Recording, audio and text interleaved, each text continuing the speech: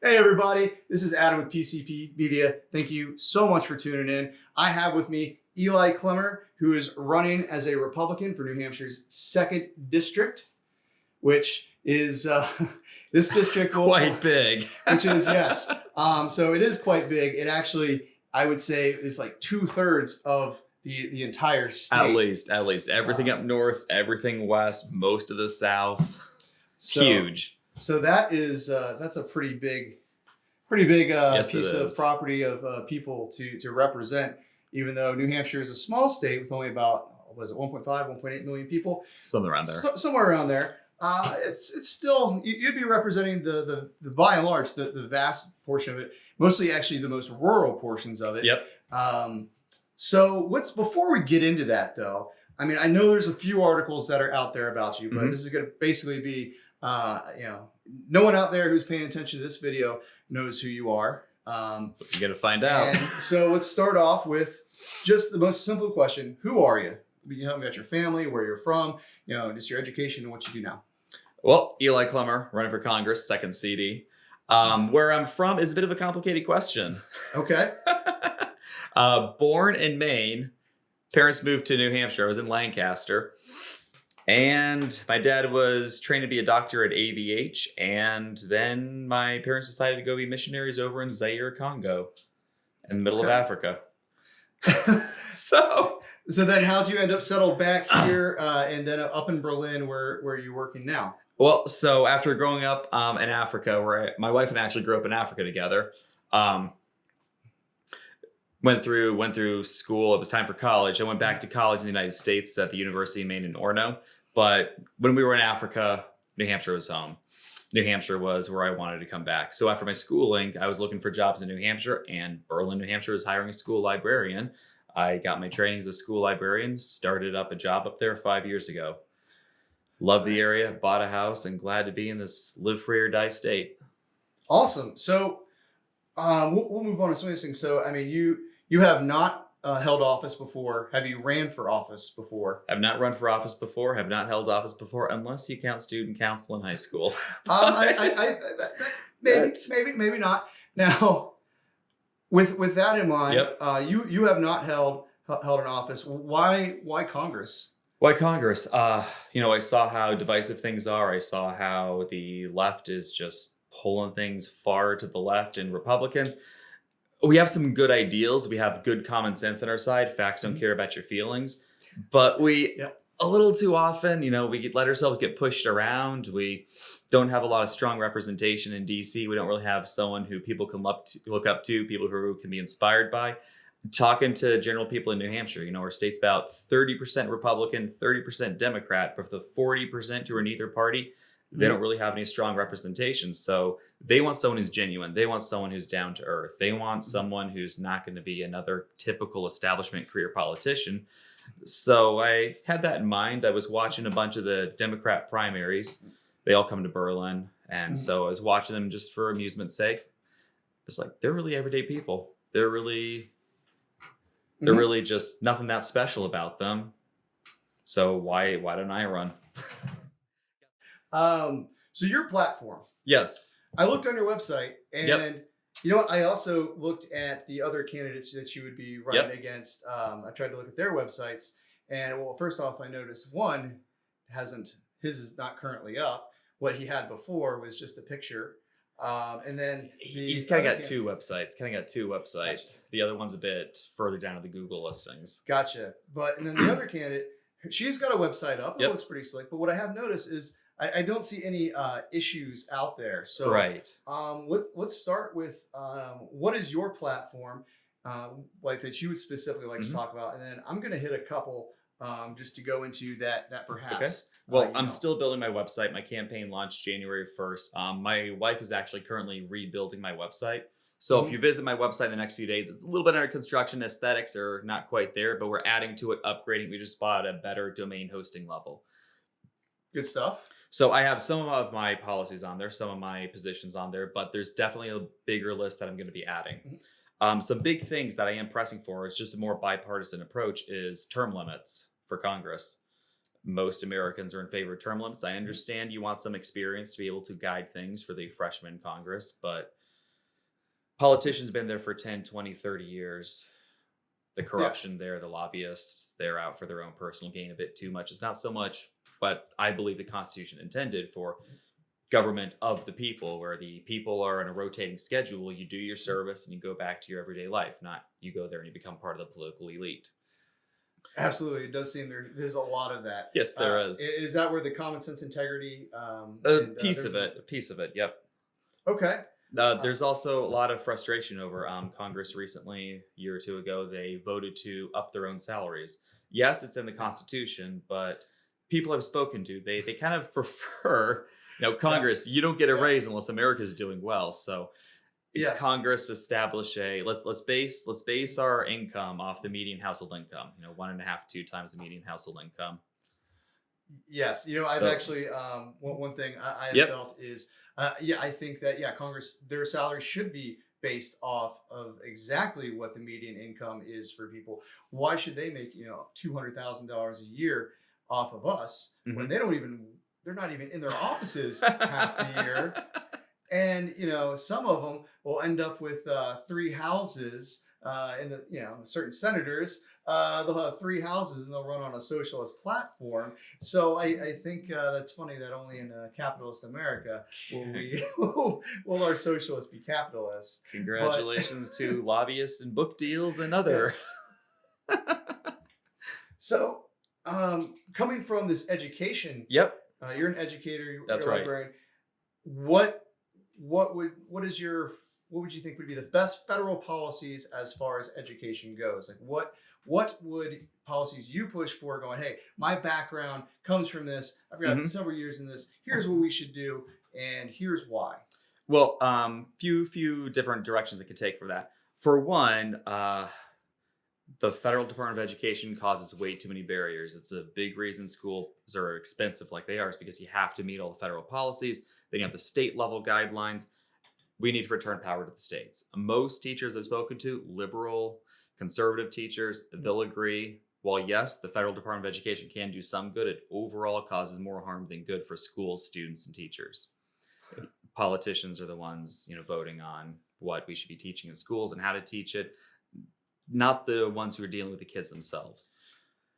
I would agree. And as I told you before we got on here, I spent about a year working in education. And what I noticed is it seemed that math and English were the only things that were taught, and everything else seemed to went to the wayside. And I'm like, why? We're not going to teach these kids about space anymore, and actually maybe want them to pay attention to some in school, or maybe teach them, I don't know, some history. Science, civics, history, economics. It's all on the down low, because you got to teach that math and you got to teach that English.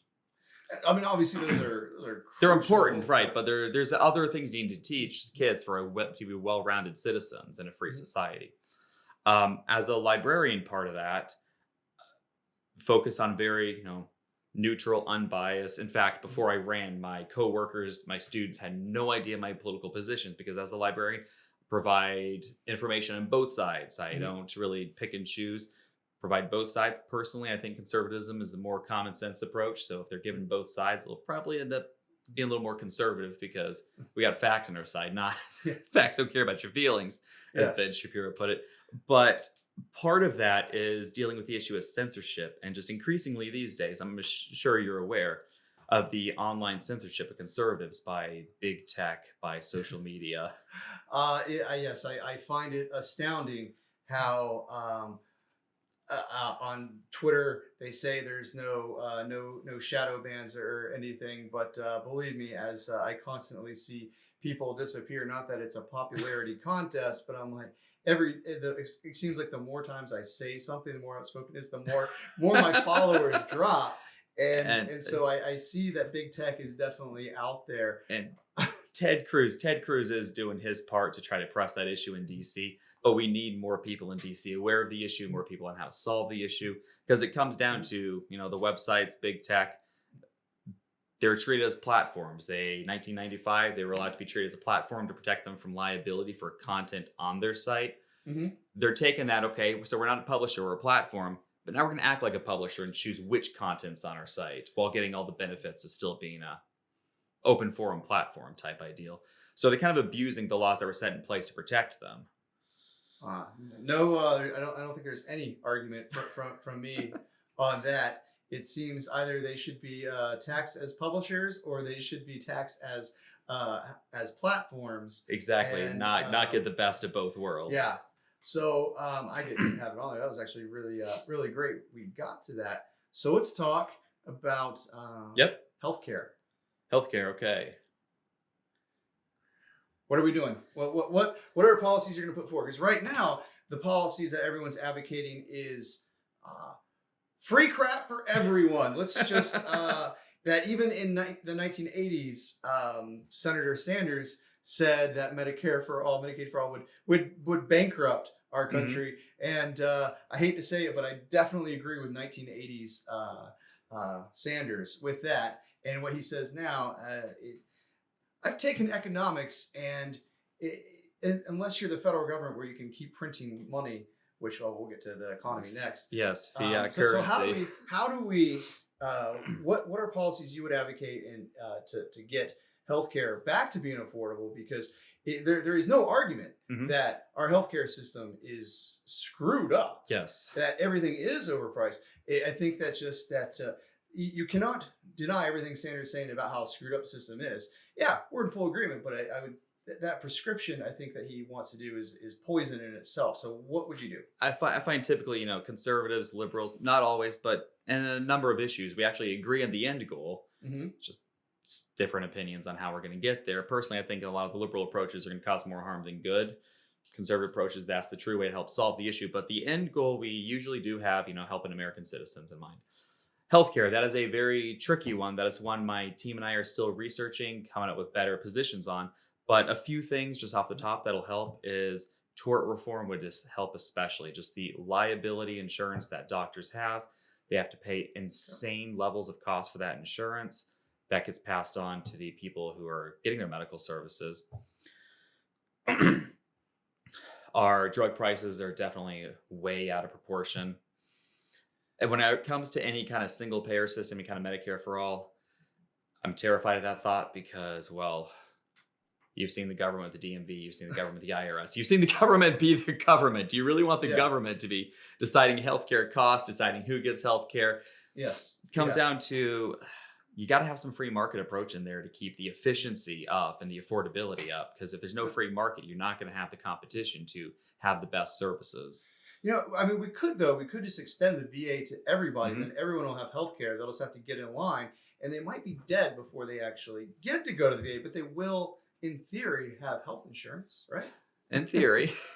Comes down to the efficiency part of it. Might not be a popular thing for a conservative to say.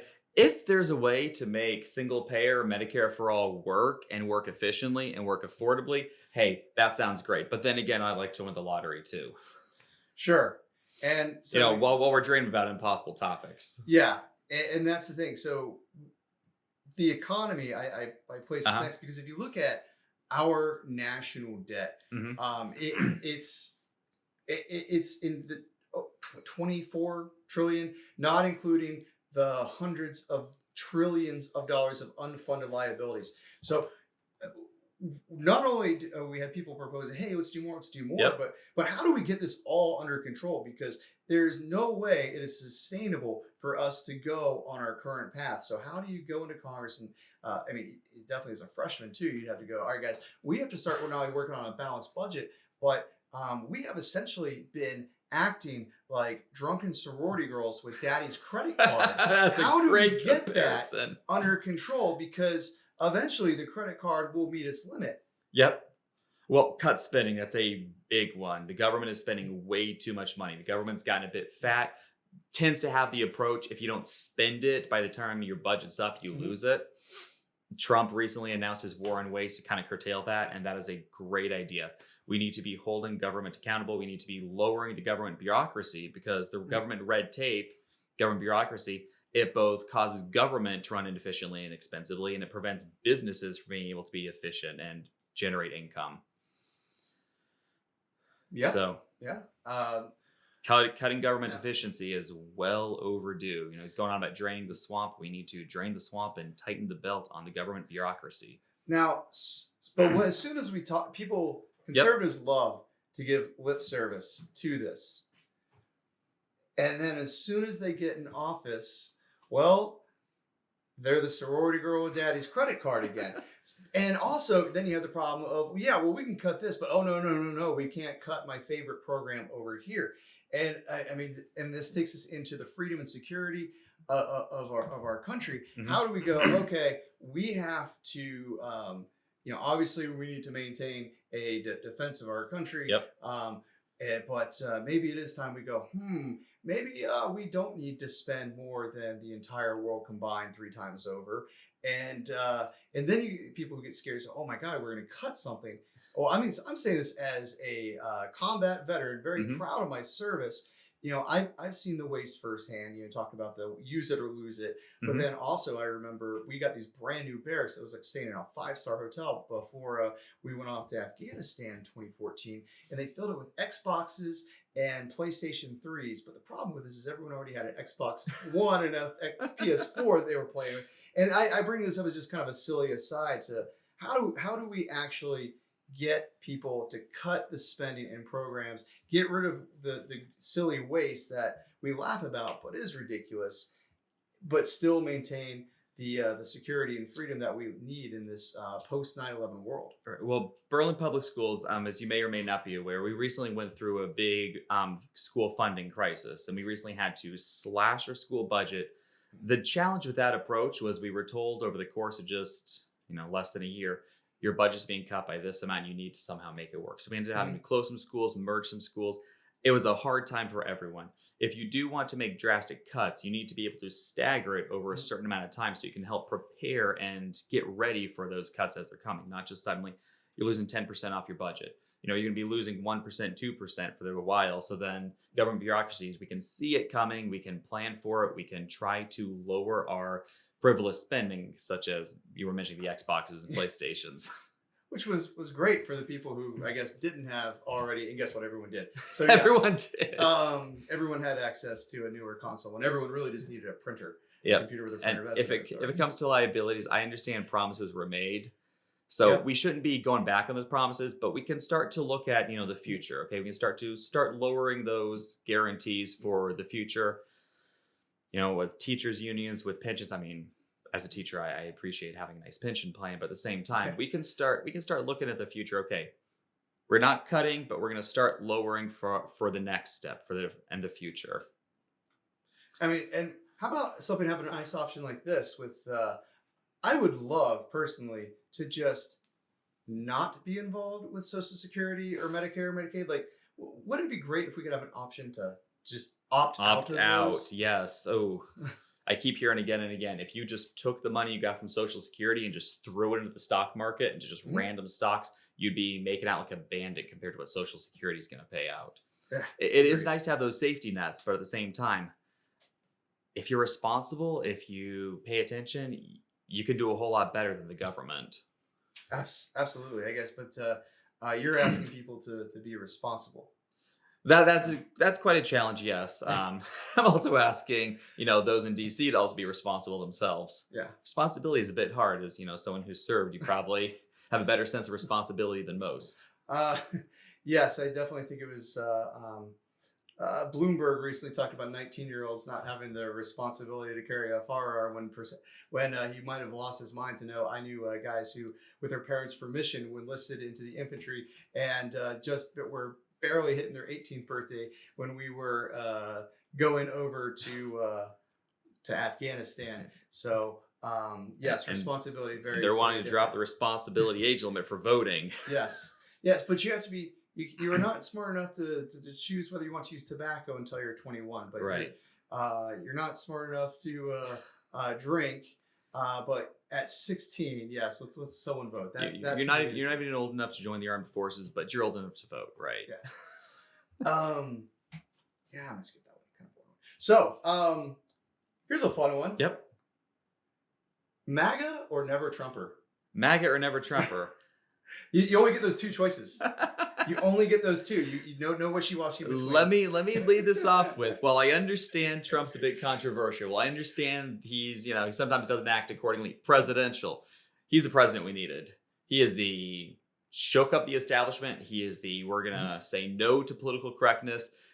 He is definitely the president we needed. I voted for him 2016, going to vote for him again 2020. Okay, so we'll put you into that realm. Now, was that maybe something that kind of did that inspire you to run? Like partially. Whoops. You're okay. Partially, because it's like, he wasn't a typical candidate. He was very much, yeah, he was rich. Yeah, he was a celebrity, but he wasn't establishment. He wasn't already on there. Or Republicans. My wife and I tried to figure how many non-establishment type Republicans typically run. We couldn't think of very many. So it was, okay, yep. Trump was very successful. Trump's doing a lot of good. His policies, some policies better than others, some policies amazing. Yeah.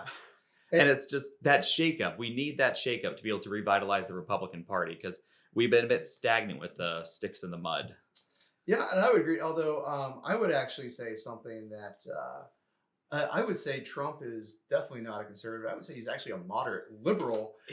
Everything he's saying is mostly for the, other than it seems he actually loves his country versus some other people who seem hell-bent on bashing it every chance they get. It seems to me most of his policies were what Democrats were saying just when Obama was president. They've pulled the line so far to the left. If you are a classic liberal, you are now a conservative by their standards.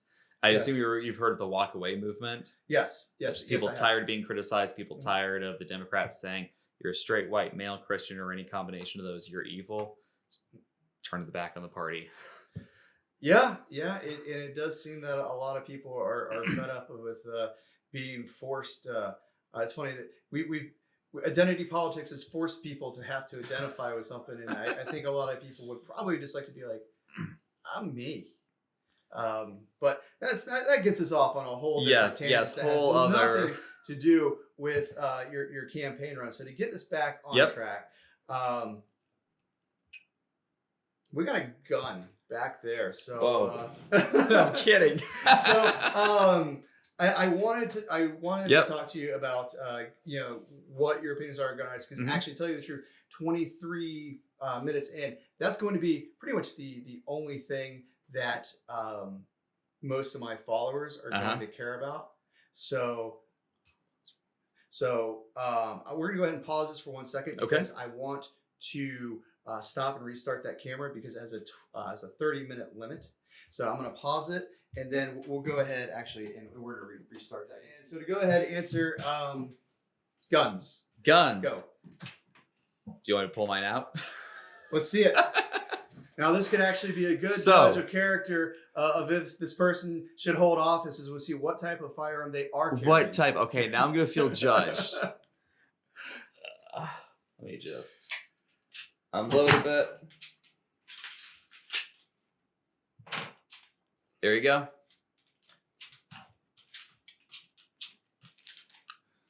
$1911. That's right. Okay. The Wiley clap. It was I think it was the CCO. I wanted the longer barrel, but the smaller grip for better concealment. We've also got the Crimson Trace on there. Nice. Oh, and I see when you, let's see if I can. Blind the audience. Yes. On the backup camera. Yes. Y'all will see that. So there's that. So I feel a little bit judged because I've only got a 9mm on me right now, and it's okay. I've got more expensive guns. I've got more expensive guns. I carry a 9mm when I really need to conceal. Yeah. Actually, I've got a 380 for when I really need to conceal. Right. Times when that's in the pocket, it's not even, so no chance of getting exposed. So I think that helps us see that carries a 1911. So very classic America right there. How do you feel about teachers carrying? Teachers carrying? Yeah. Well, in New Hampshire, it's actually legal. It's regulated at the state level. It's not regulated at the local level. Now, I don't, because as a teacher, it doesn't currently have tenure, and it's kind of a little bit controversial. But I think most mass shootings, they happen in gun-free zones.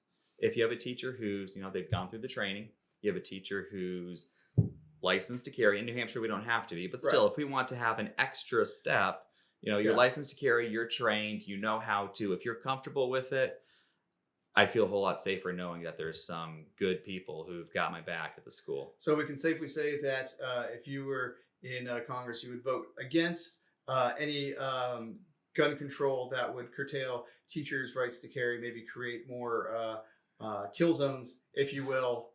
Now, I hope I get flack because I'm currently working at a public school.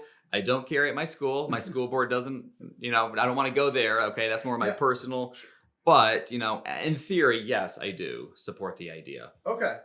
Now, a few years ago, national carry was reciprocity, if you will. I don't know why we have to make that word very hard, but I'm a Southern man, and we didn't learn real good down there. How do you feel about it? Makes sense. They say if you get married in one state, you're legally married in the other states. Why don't we have that across the books for gun carrying? Works for me. Because currently, up here in New Hampshire, if we want to go down south, if we're driving through Massachusetts, or driving through New York, we have to drive straight by with some of the guns we have. We have to be sure they're nice locked away for that drive through until you get over to Pennsylvania. We're a little bit more free with it, but sure. You're licensed to carry in one state. Why not all? You're licensed to marry in one state. You're married in them all. Okay.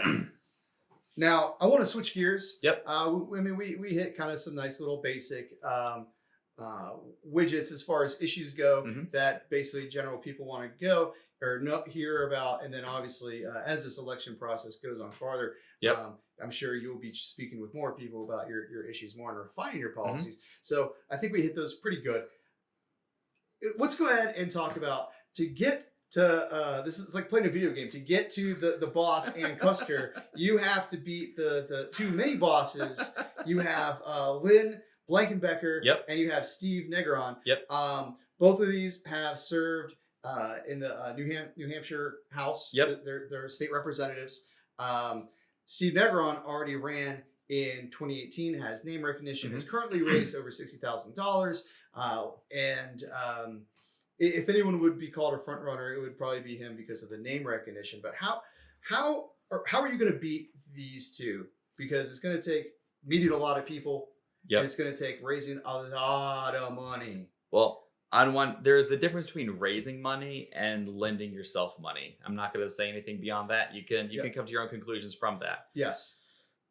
New Hampshire, we don't want the typical standard establishment candidates. We want down-to-earth people who are genuine. We want candidates with common sense and integrity. We want candidates who are going to go to D.C. and show some improvement, not candidates who are going to go down to D.C. and be part of the problem. So, some people, they might have run last time we had the election. Our candidate, not naming names, our candidate lost by, I think it was over 14%. It was about 37,000 votes in 2018. Quite a big jump. I realize they were saying blue wave, but that is the largest victory margin Ann Custer's ever had. We keep sending the same type of candidates up against Annie Custer, and she's taken them all down one by one. So New Hampshire, we like our energetic candidates. We like our new type of candidates. We like our non-establishment candidates, and we keep throwing the same tactics at her. Let's have a change of tactics. Let's have a change of strategy. So what is your path to victory? To if you get past, you win the primary, you're now you've got the big boss fight now. You got to be Ann Custer.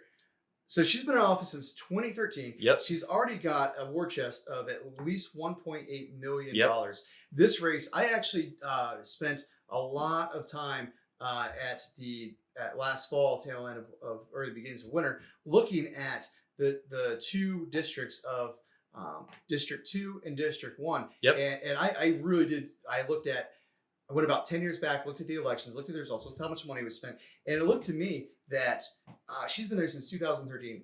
I'm not so sure that District 2 is winnable right now. I think actually District 1, that's actually, I think Chris Papa's seat is very vulnerable, but she seems fairly embedded. How do you go in there and defeat her? Well, I have yet to meet anyone who actually likes her.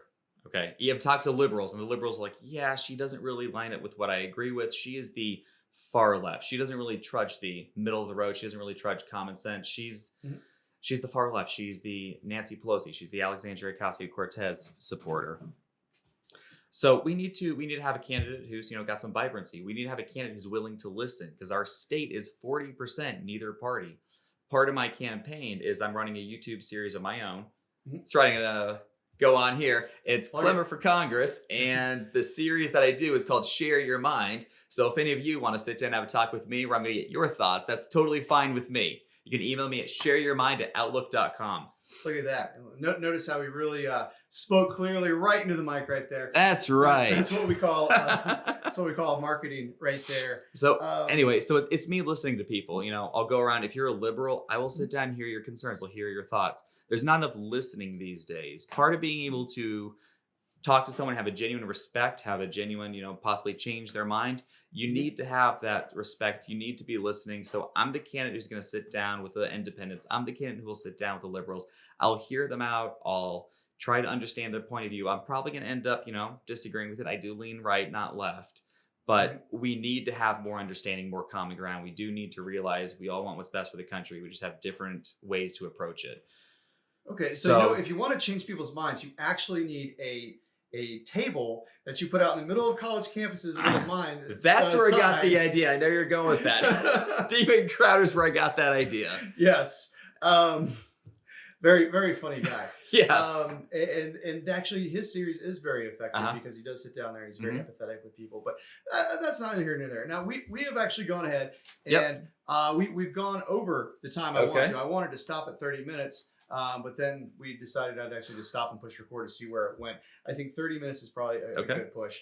So I want to thank you so much for. Actually, before I get off, yes. So Eli has brought one of his shirts. It's got the olive branch on there for reaching out, common sense and integrity.